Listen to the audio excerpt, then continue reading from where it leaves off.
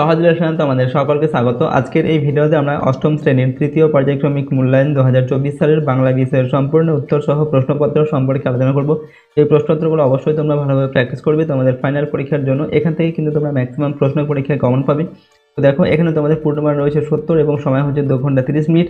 ওকে, এই প্রশ্ন এবং উত্তরগুলো দেখার আগে অবশ্যই চ্যানেলটিকে তোমরা সাবস্ক্রাইব করে রাখবে এবং পাশের বেল আইকনে প্রেস করার পর অল অপশানটিকে সিলেক্ট করবে এবং ভিডিওটিতে অবশ্যই লাইক করবে, ভিডিওটি বন্ধু বান্ধবীর সঙ্গে শেয়ার করবে। আর যদি এই সমস্ত প্রশ্ন এবং উত্তরের পিডিএফ ফাইলগুলো পেতে চাও তাহলে সহজ লেসন অ্যাপটিকে ইনস্টল করবে।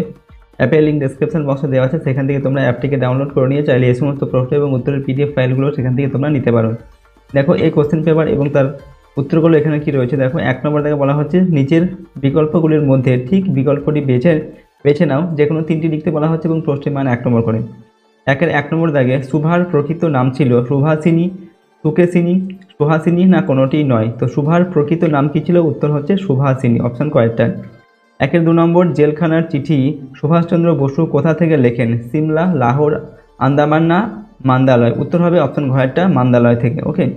3 নম্বর দাগে সমরেশ বসুর ছদ্ম নাম হলো মৌমাছি, নীল, লোহিত, কালকুট না যাযাবর? তো সমরেশ বসুর ছদ্ম নাম হচ্ছে কালকুট। অপশান কয়েকটা।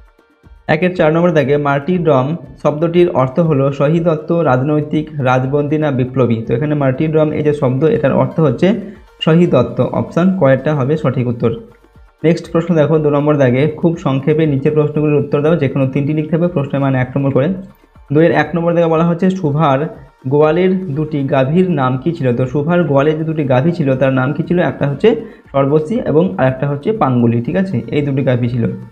এরপর 2 নম্বর ডাস্টবিনের 2 পাশে 2 প্রাণী দুটির পরিচয় দাও। তো এখানে একজন হচ্ছে মুসলমান নায়ের মাঝি অর্থাৎ যে নৌকোর মাঝি, ঠিক আছে, আর একজন হচ্ছে অপরজন হিন্দু সুতা মজুর অর্থাৎ সুতো মজুর আর কি। এই 2জন ছিল। 3 নম্বর হচ্ছে মানসিক শান্তি পাওয়ার আশায় রঞ্জন কোথায় গিয়েছিল? উত্তর এখানে হবে মানসিক শান্তি পাওয়ার আশায় রঞ্জন গঙ্গার ধারে গিয়েছিল। 4 নম্বর টিকিটের অ্যালবাম গল্পটি মূল গল্পটি কোন ভাষায় রচিত? উত্তর লিখবে টিকিটের অ্যালবাম মূল গল্পটি তামিল ভাষায় রচিত। নেক্সট প্রশ্ন হচ্ছে 3 নম্বর দাগে নিচের প্রশ্নগুলোর উত্তর নিজের ভাষায় লেখো। যে কোনো 2টি লিখতে হবে, প্রশ্নের মান 2 নম্বর করে। 2 দুগুণে 4 নম্বর দেওয়া আছে। 1 প্রশ্ন নাগরাজনের অ্যালবামের প্রতি সকলে আকৃষ্ট হয়ে পড়লো কেন? এখানে উত্তর লিখবে নাগরাজনের অ্যালবামটি সত্যই সুন্দর ছিল, তার কাকা সিঙ্গাপুর থেকে পাঠিয়েছিল। অ্যালবামের সুন্দর মলাটটি এবং তার অঙ্গসজ্জা ছিল নিখুঁত, তাতে টিকিটগুলি সুন্দরভাবে সাজানো ছিল। কোনো স্থানীয় দোকানেও এমন অ্যালবাম সহজে পাওয়া যেত না, তাই অ্যালবামটির প্রতি সকলে আকৃষ্ট হয়ে পড়ে। নেক্সট হচ্ছে 2 নম্বর দাগে ওকে নিয়ে মাতামাতি ঠিক আগের মতো নেই। আগে ওকে নিয়ে কী ধরনের মাতামাতি হতো? উত্তর লিখবে আগে প্রতি বছর ফোনের পর ফোন আসতো। প্রেসিডেন্ট, সেক্রেটারি, ফুটবল সেক্রেটারি সকলেই বার পুজোয় যাওয়ার জন্য ফোন করতেন, বাড়িতেও আমন্ত্রণ করতে আসতেন কেউ কেউ। তারপর পয়লা বৈশাখে 7 সকালে ক্লাব থেকে মাঠে আসার গাড়ি রঞ্জনের বাড়িতে এসে হাজির হতো। স্নান সেরে রঞ্জন বেরিয়ে পড়তো ক্লাবের উদ্দেশ্যে। আগে রঞ্জন সরকারকে নিয়ে এই ধরনের মাতামাতি হতো। নেক্সট প্রশ্ন 3 নম্বর এবার তাহার স্বামী চক্ষু এবং কর্ণেন্দ্রিয়ের দ্বারা পরীক্ষা করিয়া এক ভাষা বিশিষ্ট কন্যা বিবাহ করিয়া আনিল, এরকম আচরণের কারণ কি? এখানে উত্তর লিখবে সুভার স্বামী সুভাকে বিয়ে করার আগে দেখতে আসার সময় কেবল রূপই দেখেছিল, নিজের কানে তার কণ্ঠস্বর শোনেনি। বিয়ের সপ্তাহখানেকের মধ্যে তারা বুঝতে পারে যে নববধূ বোবা মেয়ের এ সমাজে স্থান নেই, তাই তার স্বামী পুনরায় বিয়ে করল। প্রথমবারের অভিজ্ঞতা থেকে শিক্ষা নিয়ে এবার সে চোখ ও কানের দ্বারা পরীক্ষা করে এক ভাষা বিশিষ্ট মেয়েকে ঘরে আনলো। নেক্সট প্রশ্ন দেখো, 4 নম্বর থেকে নিচের প্রশ্নগুলির উত্তর নিজের ভাষায় লেখো। যে কোনো 2টি লিখতে হবে, প্রশ্নের মান 2 নম্বর করে। 5 দুগুণে 10 নম্বর। 1 প্রশ্ন এত দুঃখ এত ব্যথা সে কখনো পায়নি। এই দুঃখ যন্ত্রণার দিনে কিভাবে অতীতের সুন্দর দিনগুলির কথা রঞ্জনের মনে এসেছে? এখানে উত্তর লিখবে দীর্ঘ 15 বছর ক্লাবের একজন একনিষ্ঠ খেলোয়াড় হিসাবে অবদান রাখার পর এবছর ক্লাবের তার প্রতি উদাসীন ব্যবহারে ব্যথিত রঞ্জনের অতীতের সোনালী দিনগুলির স্মৃতি মানসপটে ভেসে ওঠে। আগে প্রত্যেক বছর পয়লা বৈশাখে বার পুজোর অনুষ্ঠানে উপস্থিত থাকার জন্য ক্লাব প্রেসিডেন্ট থেকে শুরু করে ক্লাব সেক্রেটারি, গেম সেক্রেটারি সকলের ফোনের পর ফোন আসত। বাড়িতেও আমন্ত্রণ করতে আসতেন কেউ কেউ। এরপর পয়লা বৈশাখের দিনে সকালে মাঠে যাওয়ার গাড়ি এসে হাজির হতো রঞ্জনকে বিশেষ আপ্যায়ন করে নিয়ে যাওয়ার জন্য। আজ খেলোয়াড় জীবনের অন্তিম লগ্নে এসে ক্লাবের এই ব্যবহারে হতাশ হয়ে রঞ্জনের অতীতের সেই সুন্দর দিনগুলির কথা মনে আসে। পরের প্রশ্ন 4-এর 2 নম্বর, ভুলুম না ভাই এই রাত্রের কথা, কোন রাত্রের কথা বলা হয়েছে? আদাব গল্প অনুসরণে সেই ভয়ালো রাত্রির বর্ণনা দাও। এখানে উত্তর লিখবে 1946 খ্রিস্টাব্দে সাম্প্রদায়িক দাঙ্গার পটভূমিতে লেখা সমরেশ বসুর আদাব গল্প থেকে এই পংক্তিটি উদ্ধৃত। এখানে হিন্দু সুতোমজুর আর মুসলমান নায়ের মাঝি দাঙ্গা বিধ্বস্ত একটি শহরে এক রাত্রে একটি ডাস্টবিনের আড়ালে আশ্রয় নেয়। এখানে সেই রাত্রের কথা বলা হয়েছে। 144 ধারা আর কারফিউ জারি থাকার ফলে দলবদ্ধভাবে প্রকাশ্যে কোনো মানুষ সন্ধ্যাবেলায় বেরোতে পারছে না, কিন্তু গল্পে উল্লেখিত দুটি মানুষ আলাদা সম্প্রদায়ের হলেও তারা দুজনেই শ্রমজীবী এবং উভয়েই দুঃখ, দারিদ্র্য ও দাঙ্গার শিকার। তাই তারা পরস্পরের প্রতি সহানুভূতিশীল, পরস্পরের সহমর্মী। সেজন্য মৃত্যু বিভীষিকাময় শহরের মধ্যে থেকে মাঝি 7-8 দিন পর নিজের বাড়ি যেতে চায়, কিন্তু সুতোমজুর তার বিপদের কথা ভেবে তাকে বারবার বাধা দেয়। তার এই ব্যবহারের পরিপ্রেক্ষিতে মাঝি তাকে জানায় সে এই রাত্রের কথা ভুলবে না। নেক্সট হচ্ছে 4-এর 3 নম্বর, একক প্রচেষ্টায় এরূপ বিরাট কাজের দৃষ্টান্ত বিরল। কোন কাজের কথা বলা হয়েছে? একে বিরাট কাজ বলার কারণ কি? এখানে উত্তর লিখবে হীরেন্দ্রনাথ দত্ত রচিত হরিচরণ বন্দ্যোপাধ্যায় রচনায় গুরুদেবের নির্দেশে যে বঙ্গীয় শব্দকোষ রচিত হয়েছিল, এখানে সেই কাজের কথা বলা হয়েছে। 105 খণ্ডের বঙ্গীয় শব্দকোষ রচনা সহজ কাজ ছিল না। হরিচরণ বন্দ্যোপাধ্যায় নিজের একক চেষ্টায় 40 বছরের সাধনায় তা সম্ভব করে দেখিয়েছিলেন। অন্য দেশে কোনো বিশ্ববিদ্যালয় বা কোনো পরিষদ অর্থাৎ পণ্ডিত গোষ্ঠীর দ্বারা সম্পন্ন হয়েছে যে কাজ, সেই কাজ একক চেষ্টায় সম্পন্ন করেছেন হরিচরণ বন্দ্যোপাধ্যায়। তাই এই কাজকে বিরাট কাজ বলা হয়েছে। পরের প্রশ্ন হচ্ছে 5 নম্বর থেকে নিচের বিকল্পগুলির মধ্যে ঠিক বিকল্পটি বেছে নাও। এখানে 3টি প্রশ্নের উত্তর লিখতে হবে, প্রশ্নের মান 1 নম্বর করে। 5-এর 1-এর প্রশ্ন হচ্ছে, লোকটার কাছে লক্ষ্মী এলেন রণপায়ে, গড়গড়িয়ে, হনহনিয়ে না হেঁটে হেঁটে। এখানে সঠিক উত্তর হবে রণপায়ে। লোকটার কাছে লক্ষ্মী এলেন রণপায়ে। 5-এর 2 হচ্ছে, ভয় দেখানো ড্যাশ মোরা করব সর্বনাশ, লোকের, ভূতের, প্রেতের না জীবের? তো এখানে উত্তর হবে ভূতের। ঠিক আছে, ভয় দেখানো ভূতের, মোরা করব সর্বনাশ। 5-এর 3 নম্বর, ঘুম পাড়ানি মাসি পিছরা ঘুম থেকে ওঠে সকালে রাত থাকতেই ভোরে না বেলা প্রহরে। তো ঘুম পাড়ানি মাসি পিছরা ঘুম থেকে ওঠে রাত থাকতেই। ঠিক আছে, অপশন খয়েরটা এখানে সঠিক উত্তর। এরপর 7 নম্বর দেখে নিচের প্রশ্নগুলি নিজের ভাষায় লেখো। ওকে, নিজের ভাষায় উত্তরগুলো লিখতে হবে। এখানে যে কোনো দুটি প্রশ্নের মান 2 নম্বর করে, 2 2 4 নম্বর। 7-এর 1-এর প্রশ্ন, ঘুরে দাঁড়াও কবিতায় কবি কোন আহ্বান জানিয়েছেন? এখানে উত্তর লিখবে ঘুরে দাঁড়াও কবিতাটিতে কবি প্রণবেন্দু দাশগুপ্ত যে মানুষ প্রতি মুহূর্তে পিছিয়ে পড়ছে তাকে ঘুরে দাঁড়াতে পরামর্শ দিয়েছেন। নিজের স্থান বলে একটা কথা আছে, যেটাকে ধরে রাখতে হয়। হয়তো প্রয়োজনে কিছু বদল ঘটাতে হয়, কিন্তু নিজের জায়গা থেকে সরলে চলবে না। তাই কবি বলেছেন, সরতে সরতে আর কত দূর, কোথায় সরবেন, একসময় ঘুরে দাঁড়াতেই হবে, নতুবা বিন্দুর মতো মিলিয়ে যেতে হবে। 7-এর 2 নম্বর হচ্ছে, সাল মাহিনার হিসেব তো নেই, সাল মাহিনার হিসেব নেই কেন? উত্তর লিখবে জয় গোস্বামী রচিত মাসি পিসি কবিতায় মাসি পিসিরা দিন খাওয়া মানুষ, তাদের কোনো বিশ্রাম নেই, কাজ বন্ধ হলে এদের সেদিন রোজগার হয় না।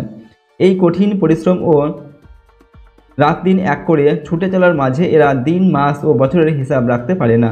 তাই সাল মাহিনার হিসাব তাদের কাছে নিতান্তই অর্থহীন। নেক্সট হচ্ছে 7-এর 3 নম্বর, স্বাধীনতা একটা শক্তিশালী বীজ প্রবাহ, উক্তিটির তাৎপর্য লেখো। উত্তর লিখবে উদ্ধৃতাংশটি ল্যাংস্টন হিউজের স্বাধীনতা কবিতা থেকে নেওয়া হয়েছে। তাৎপর্য হচ্ছে কি না, বীজের মধ্যে থাকে ভবিষ্যৎ প্রজন্ম অর্থাৎ আগামীর সম্ভাবনা। যেহেতু স্বাধীনতার বিষয়টি মানুষের সেই লড়াই বা সংগ্রামের চিরাচরিত ইতিহাসের প্রবাহমানতাকে ইঙ্গিতপূর্ণ করে তুলেছে, তাই কবি শক্তিশালী বীজ প্রবাহ কথাটি ব্যবহার করেছেন। নেক্সট প্রশ্ন দেখুন 8 নম্বর দেখে নিচে প্রশ্নগুলির উত্তর নিজের ভাষায় লেখো। যে কোনো দুটি লিখতে হবে, প্রশ্নের মান 5 নম্বর করে, 5 2 10 নম্বর।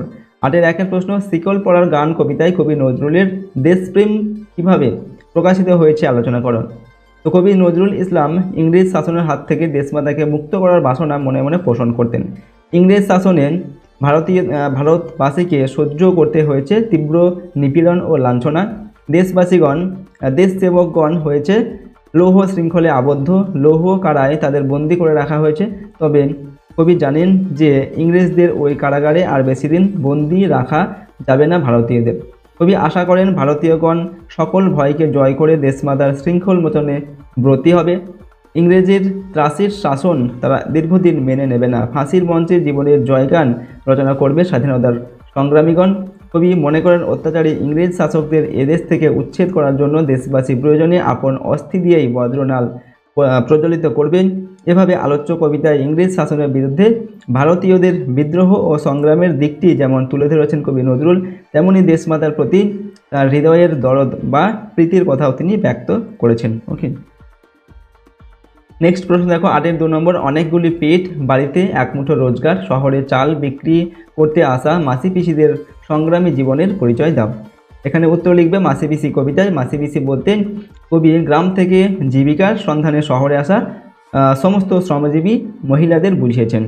উদয়াস্ত পরিশ্রম করে এইসব মহিলারা তাদের সংসার প্রতিপালন করেন, তাদের জীবনে কোনো অবসর নেই, সমাজ তাদের সেবায় উপকৃত হয়, বিনিময়ে প্রাপ্য সম্মান ও অর্থ তারা পায় না।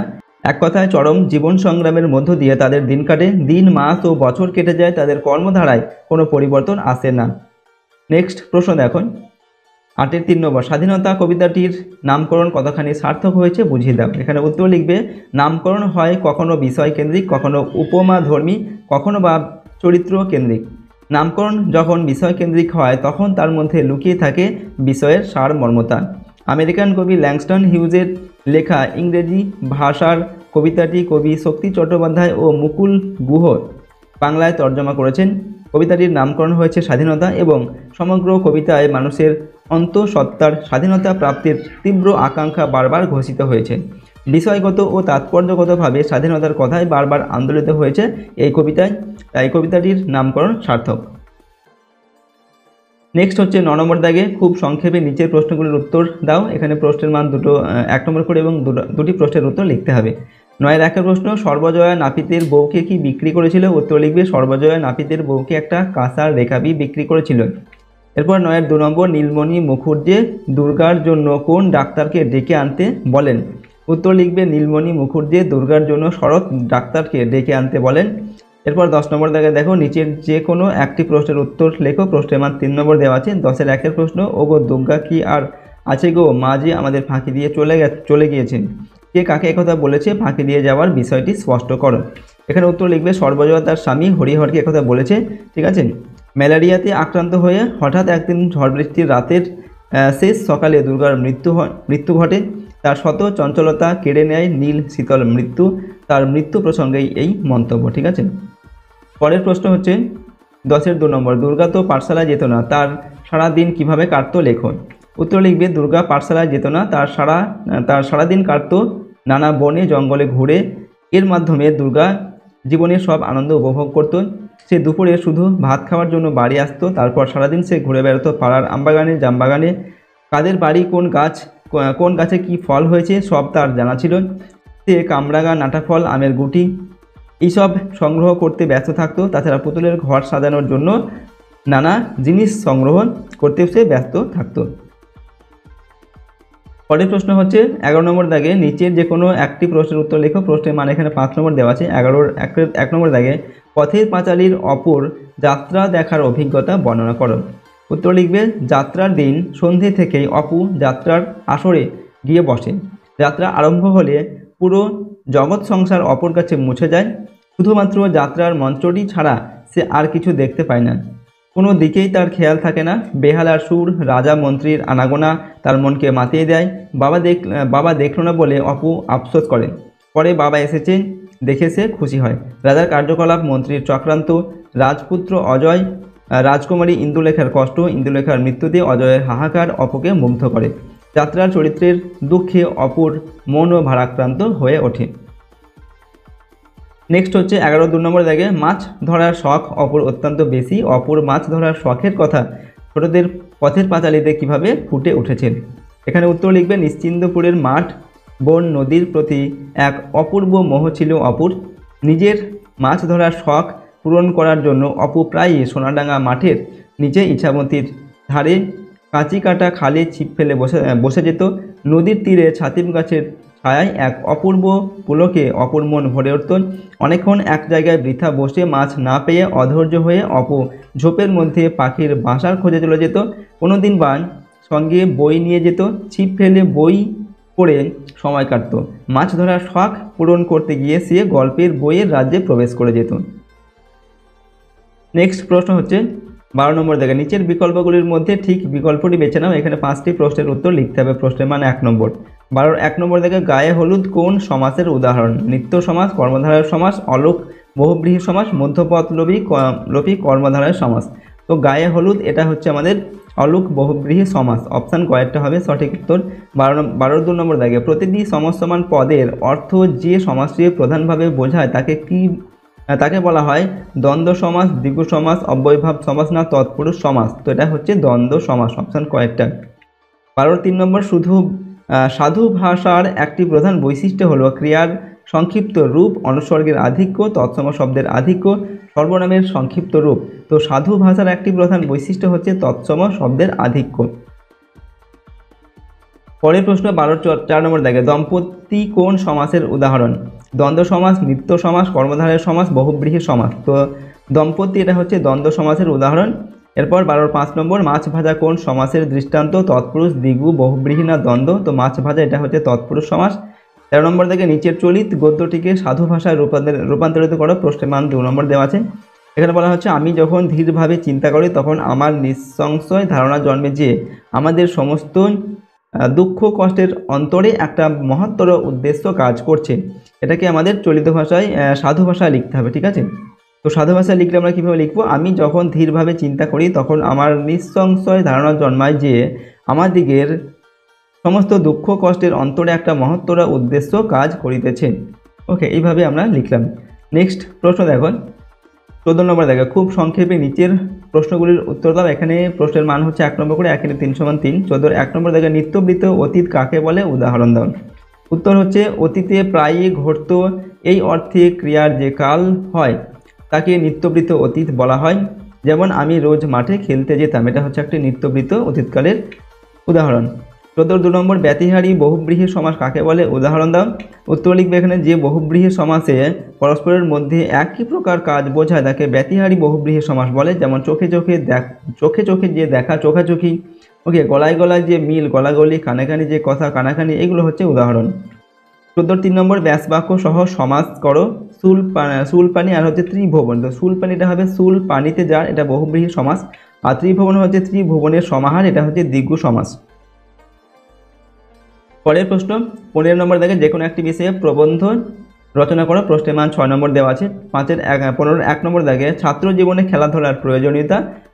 এখানে এটা 2 নম্বর হবে। ঠিক আছে, মেলা দেখার অভিজ্ঞতা, এটা হচ্ছে তোমার প্রিয় বাঙালি বিজ্ঞানী, প্রাত্যহিক জীবনে বিজ্ঞানী।